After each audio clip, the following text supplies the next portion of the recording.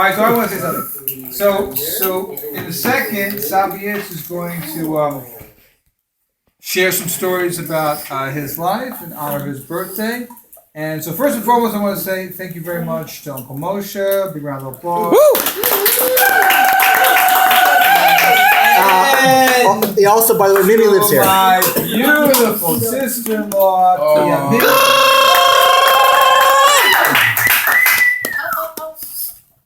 Putting together the birthday and the food and so on And to Sharon, who organized also. And Sharon. Really? Yeah. That's all you needed. Well, it took me 76 years to reach this point. Okay, This year, for the first time in a long many years, the Hebrew birthday and the English birthday is the same day. You gotta even sit down. Okay, now. So, Joshua asked me if I would share with you recollections. So I did sit down and put together childhood, middle year life. Is this going to be a long story? Yes. Exactly like Well, That's exactly it. It's going to be a long story. To make a long story 76 chapters. That's right. Some of you already lived part of the story, so you know what's going on. But I share with you, I grew up in an area of Boston, a neighborhood called Dorchester.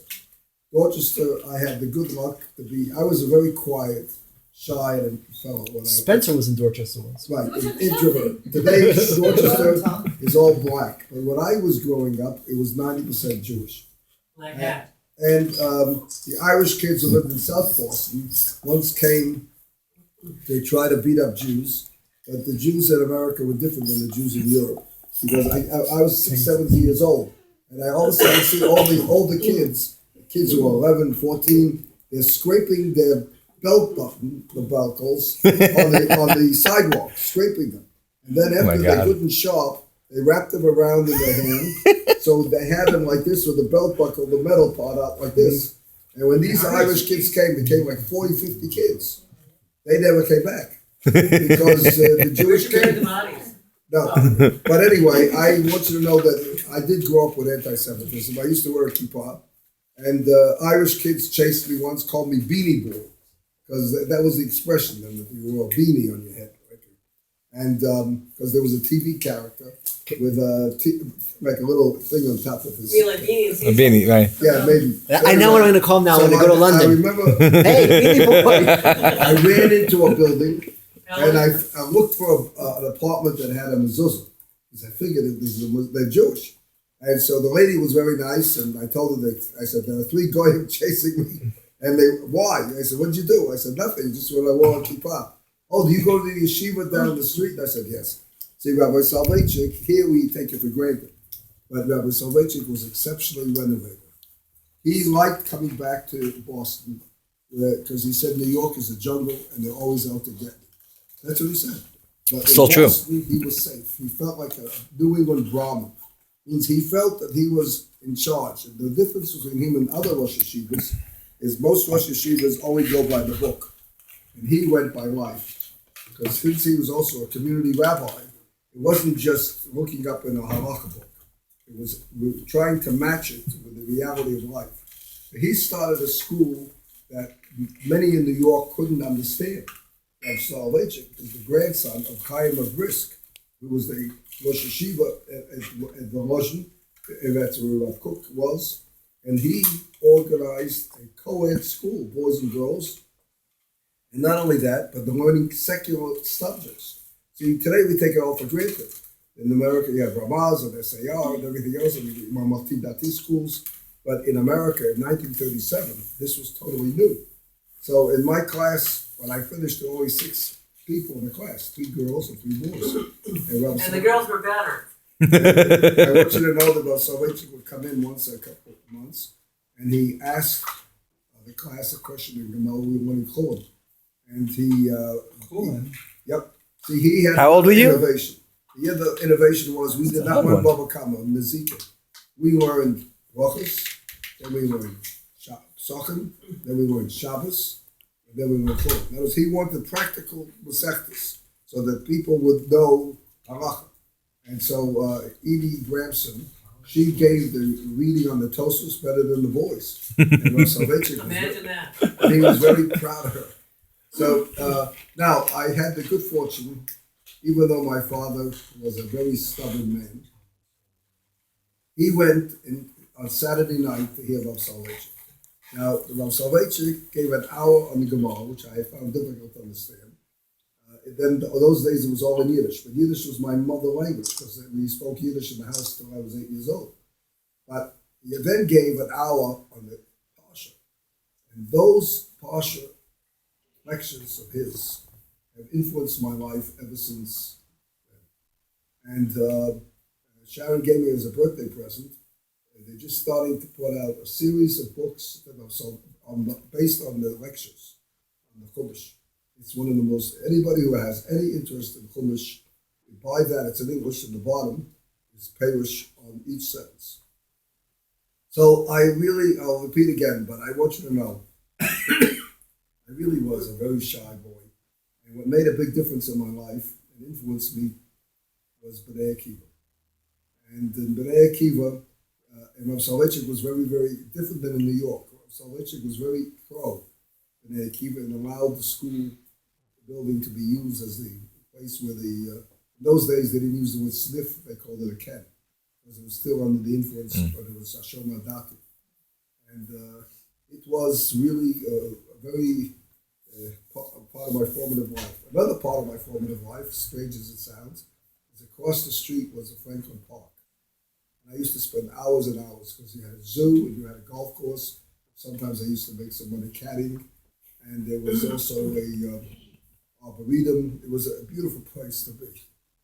Now, I finished. Now we go into America, into Boston, New York. In New York, I came to study at Yeshiva College. And because I was very active in B'nai Akiva, I did not do so well in school. So I am what you call a late bloomer, meaning that in the 4 years in high school and 4 years in college, my marks never went above C+. C plus is like That's what we get it from. That's not good. Now, I must tell you though that when I went to graduate school under the influence of Vima, I was an A student, and I ended up with 2 master's degree and smicha. And let me tell you, Rav Soloveitchik, I was so lucky. I'll tell you what I mean by lucky. People got scared when we went in for the exam for smicha, because you had to learn Gemara, you had to learn Cholim, and you had to learn Shulchan Aruch. And then you would walk in, and there was Rabbi Belkin, the president of the school, and Rabbi Shatzkis, and then there's Rav Soloveitchik. Now, Rav Soloveitchik did not dress like a regular Rosh Hashiva. He wore a regular suit, 3-piece with a vest. He looked like a judge or a senator, he did not look like a Rebbe or a Rosh Hashiva. And you'll come in and he would say, Rubin, what Gemara should I ask you questions on? Now, do you realize how intimidating that is? What Gemara? It means whatever Gemara you wanted. You said Sanhedrin, you said Shabbos, you said Masechet Brachos, you said Psachim. He would start, okay, tell me the Indian on this and this on this, and explain it. That means he knew it all. It's scary. So the fellas would come, and some of them froze. So 2 years before, they asked him, and he agreed that he would no longer do that. He would write the test. And you had to sit down after you finished a certain section of the Shulchan Aruch, and he would ask you questions. You wrote the answers. 5-6 hours each section. And who read and gave you your mark? By Aaron Lichtenstein, who is now the Rosh Hashiva in the Rosh Hashiva. He just retired. But that's his son-in-law. So to show you the kind of person he was, so you'll understand, here is a Rosh Hashiva who knew all the Talmud, all of Jewish philosophy, and knew all of the non-Jewish philosophy. Heidegger and Fichte and Schopenhauer and Kant and Aristotle and Plato and Nietzsche and Kierkegaard. I mean, we're talking about a man who knew it all. And then the New Testament and the Church Fathers and then the original Greek. This is a unique kind of a person. And therefore he did not allow anyone to study for the smicha who didn't have a college degree and who at the same time had a second degree, a master's. This is a unique kind of person. And this is why they used to make fun of him in the frum yeshivas, quote unquote, because They considered him wasting people's time. Anyway, since B'nai Akiva was my main effort, I was asked to be what's called the Maskir of Galil, New York. I was in charge of, theoretically, but there were a lot of high-powered people, and it was really considered a big thing to do that. After getting married, along comes Joshua. I have to tell you, he was the cutest baby. And I had bought for the house a little deer that was the size of this table in size. And I remember it cost $26. It was on sale that day. And he demolished it. It took a month, but he demolished it because he used to ride it. And this was not made to be ridden. This was just a big piece. But anyway, but he was really a loving, growing up, he was a loving boy. And we used to, until he started to walk and held hands, I always felt something special walking, holding Joshua's hand near the park. It was something very unique. So then it came time after Get Smicha. They had what they call lottery.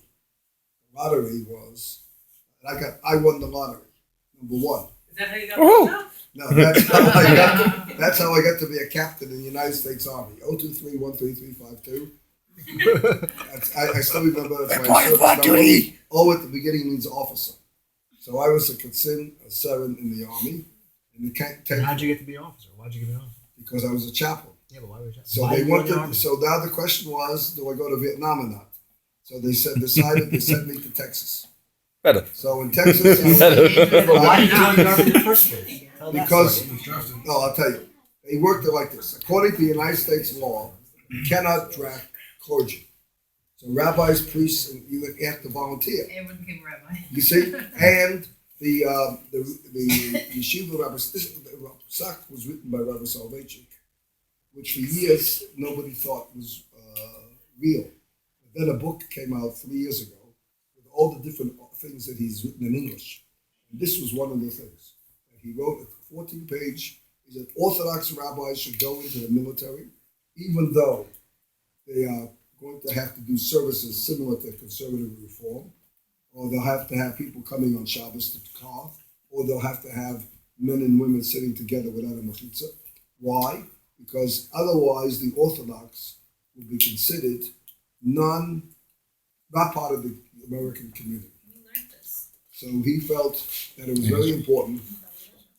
And so I got number one, and I was told by the yeshiva, which they never did, that since I went into the military, they would make sure that when I came out, I would have a very nice congregation. Well, whatever that is.